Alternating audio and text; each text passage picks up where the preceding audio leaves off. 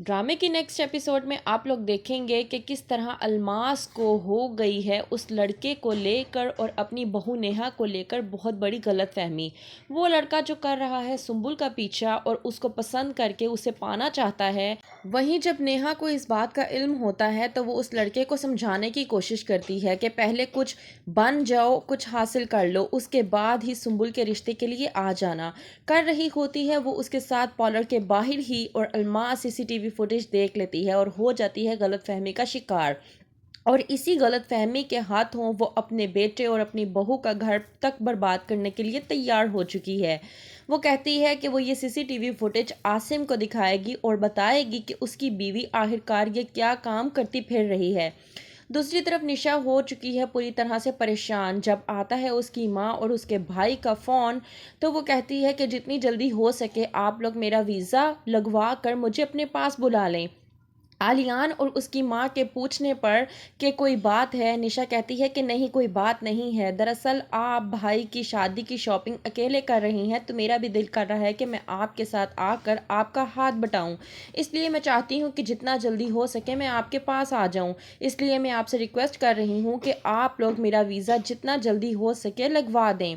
आलियान कहता है कि मेरा बच्चा, मैं कोशिश कर रहा हूं कि मैं तुम्हारा वीज़ा जल्द अज जल्द लगवा कर तुम्हें अपने पास बुलवा लूं। करती है जब निशा फ़ोन बंद साथ ही आती है उसकी साथ जुबैदा और कहती है कि मैंने तुम्हें कितनी मर्तबा कहा है कि मैं तुम्हारा वीज़ा लगवा दूंगी, फिर तुम क्यों बार बार आलियान को फ़ोन करके अपने वीज़े के बारे में कहती हो। वहीं पे निशा कहती है जुबैदा से कि मैं जानती हूँ कि आप मेरा वीज़ा नहीं लगवाएंगी और अगर आपने मेरा वीज़ा लगवा भी दिया तो साथ मुझे हरगिज़ जाने नहीं देंगे। वहीं पे जुबैदा कहती है कि तुम अपने शोहर को प्यार से भी समझा सकती हो।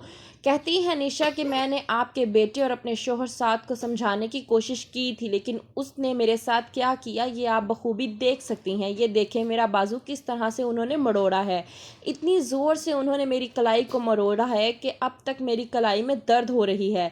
यहाँ तक कि वो मेरी किसी भी बात को सुनने के लिए तैयार नहीं होते। मैंने तो आपको पहले भी कहा था कि आपको अपने बेटे के इलाज करवाने की बेहद ज़रूरत है, लेकिन आपने मेरी एक नहीं सुनी।